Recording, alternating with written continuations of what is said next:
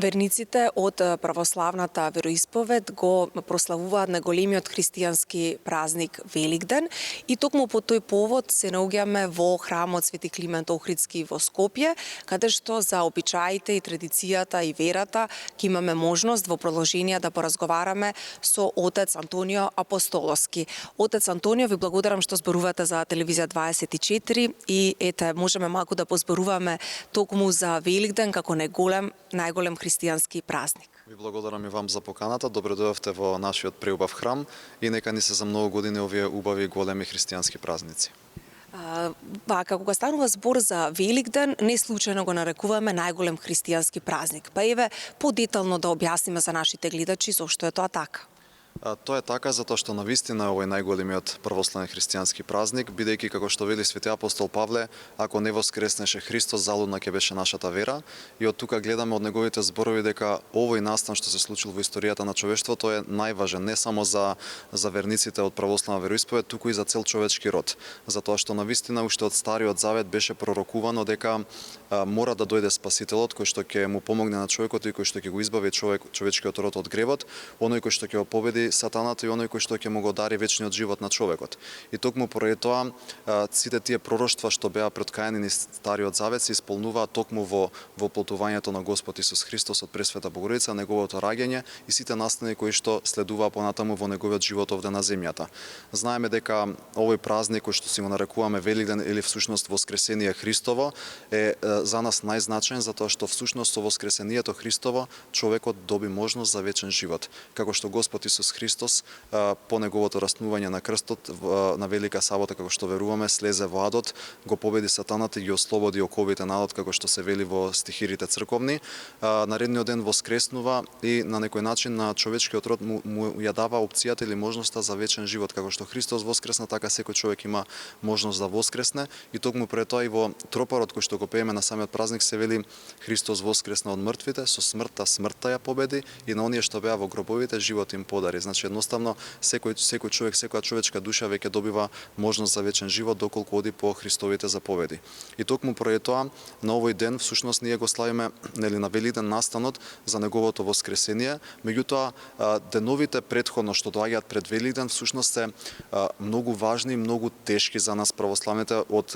некоја, како да речем, духовна гледна точка, затоа што тука си спомнувавме за неговото предавство, за страдањата што ги претрпе за нас луѓето, за раснувањето на крстот, значи едноставно тешки моменти кои што ги имаше Господ Исус Христос во последните мигови од неговиот живот овде на земјата, се со цел од толкава преголема љубов кон човечкиот род да го спаси човекот, бидејќи самиот Бог немаше потреба да земе човечко тело и да дојде на светот, туку едноставно сето тоа го направи од преголема љубов кон човекот и токму поради тоа сите тие настани на некој начин се од таа голема Божја љубов кон човечкиот род. Зеде човечко тело, се воплоти од Пресвета Богородица, се расна на крстот, пострада заради нас луѓето, претрпе маки страдања и на крај воскресна со цел на нас да ни даде вечен живот. И токму поради тоа од непроценливо значење овој празник за нас православните христијани и секогаш треба достоинствено и со радост и со торжество да си го дочекуваме, да си го славиме и да се подготвуваме достоинствено да си го прославиме празникот. Така е. Еве да позборуваме малку за постите. Првата недела и последната недела од постите се строг пост, но еве вие подетално кажете ни околу самиот пост. Така, бидејќи станува збор за најголемиот христијански празник, потребно е, како што реков, соодветно да се подготвиме за да си го дочекаме празникот. Црквата востановила, бидејќи е голем и значаен празник, претходно да му предстои и најголемиот и најтешкиот пост во годината. Велам најголем и најтежок затоа што навистина тој пост трае 7 недели, 7 седмици и всушност во текот на целиот тој Великденски пост од понеделник до петок се пости без масло, во сабота и недела се пости со масло и вино, додека пак само на цветници и на благовештенија се конзумира риба. Меѓутоа оваа година бидејќи благовет се погоди токму во страсната седмица на Велики вторник, не беше дозволено на конзумирање на риба, туку само на масло и вино. Меѓутоа сите тие, да речеме, седмици кои што поминаа на некој начин верниците беше потребно да постат не само телесно, туку и духовно. Јас секогаш нагласувам дека духовниот пост е многу поважен и позначен, затоа што ние често пати даваме акцент само на храната, гледаме постни менија, што ќе сготвиме, што ќе јадеме и така натаму. Да не се претвори сето тоа во диета, секогаш апелирам кон верниците да ја запазиме духовната страна на постот, бидејќи тоа е со двостран карактер или двострана природа. Едноставно, ако ние во текот на денот имаме лоши мисли, не знам, навредуваме луѓе, правиме лоши дела, гледаме, нели, постојано сме обкружени со искушенија и паѓаме во искушенија, правиме гревови, тогаш која е поентата на јадењето постна храна? Значи, за да биде се комплетно, ние мораме да го запазиме духовниот карактер на постот и да бидеме со позитивни мисли, да присуствуваме во храмот на богослужбите, да му се молиме на Бога, да правиме добри дела помеѓу луѓето. Значи, доволно е на некој да му се каже денес убав збор или да се прегрне некој или да се направи добро дело некој што нема ништо, да му се даде нешто, и на тој начин всушност ние ќе го запазиме и духовниот карактер на постот, ќе исполниме таа задача што имаме како христијани, меѓутоа и ќе се покажеме пред општеството како вистински следбеници Христови. Така. Великден е празник кој што обединува, празник на добрината во секој случај. И еве може да позборуваме малку за самата традиција, подготвувањето, вапцањето на јајце, исто така и символиката на истите. Да, кога гледаме колку работи се поврзани со овој празник, колку обичаи и традиции, како што спомнавте, па и со јајцата и сите други работи што ги правиме како подготовка за овој празник, самиот тој податок ни говори дека станува збор за најголемиот христијански празник, бидејќи не само од аспект на црковните богослужби, тогаш се тие денови специфични, богослужбите подолго траат, навистина се пеат стихири кои што се наменети токму за настанот и за празникот, луѓето доаѓаат ги посетуваат храмовите, меѓутоа и од аспект на верници или да речеме на како самиот народ што се подготвува настрана од храмот и од богослужбите, ете го имаме ние како традиција и фарбањето на јајца, кое што се случува сите тие денови во Страсната седмица, нели, некои првите јајца на Велики четврток ги фарбаат, па потоа останатите,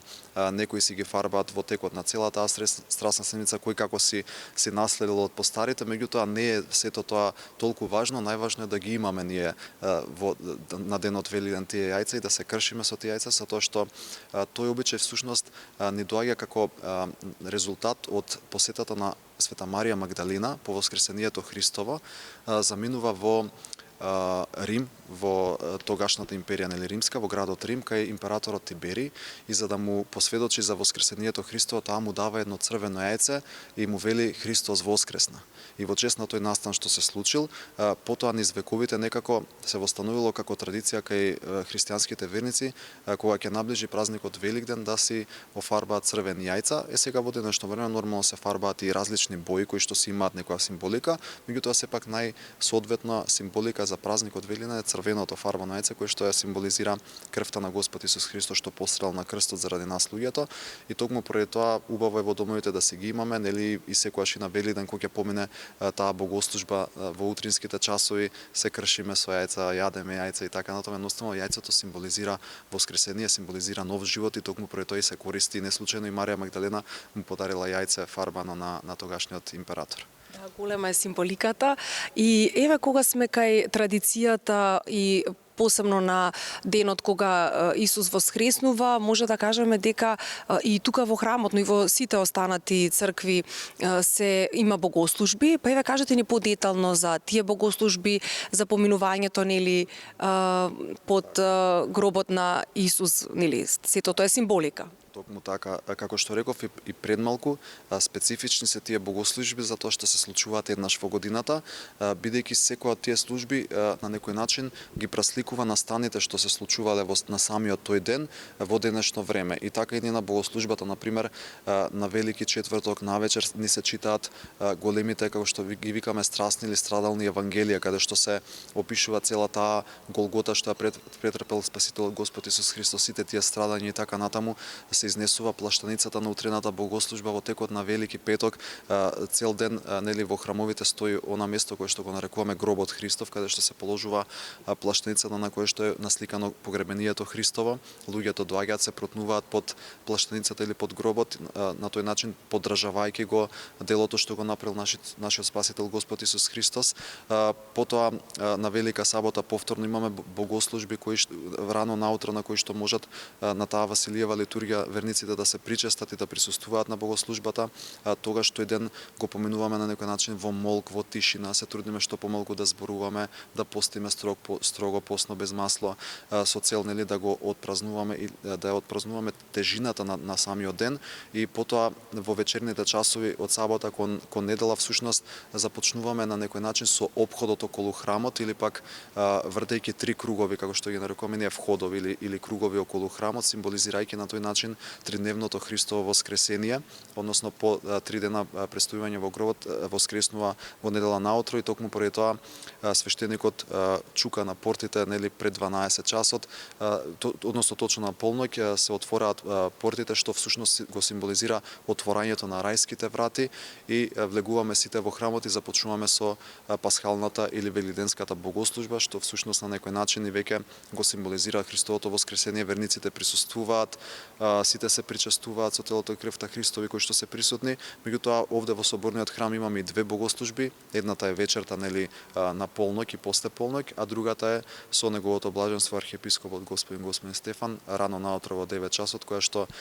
се служи со цел нели секој оној кој што не можел да присуствува во ноќните часови да може и наутро да дојде во храмот, да се помоли заедно со сите други браќа и сестри во Христа и да се присуствува, да се го прослави воскресението Христово радосно, како што приликува нели на православни христијани. Верата сите не држи, нели, и ова што го спомнавте вие, постот не е само кога станува збор храната, туку и духовното, па ете што да им порачаме на нашите гледачи, како да бидеме подобри овој Великден? Најпрво ќе ги поздравиме сите со најрадосниот поздрав Христос воскресе, навистина воскресна, така е. И ќе порачаме на сите како што Господ Исус Христос имаше толку голема љубов кон човекот, не барејќи ништо за возврат, да се расне, да претрпе страдање и да воскресне заради нас луѓето со цел да не спаси, да ни даде можност за вечен живот, тогаш ајде да го заследиме сите неговиот пример, да го заследиме примерот на неговите апостоли, учениците, негови следбениците и на сите свети отци кои што подоцна низ историјата на христијанската црква го проповедаа Христос, го проповедаа неговото воскресение, проповедаа верата и нагласувајќи секогаш дека таа е проследена со добри дела, како што вели свети апостол Јаков, верата без дела е мртва. Значи не е само ние да се крстиме во црквата и да доаѓаме понекогаш на празник да запалиме свеќа, а во животот ништо да не практикуваме од верата.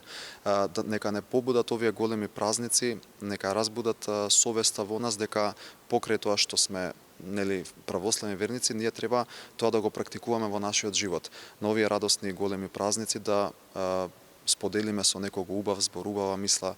да направиме добро дело како што и претходно кажав. Едноставно сето она што да речеме нашиот Спасител би го направил кон луѓето, тоа е да го правиме ние помеѓу себе и на тој начин ќе не препозна дека сме Христови чеда и негови следбеници.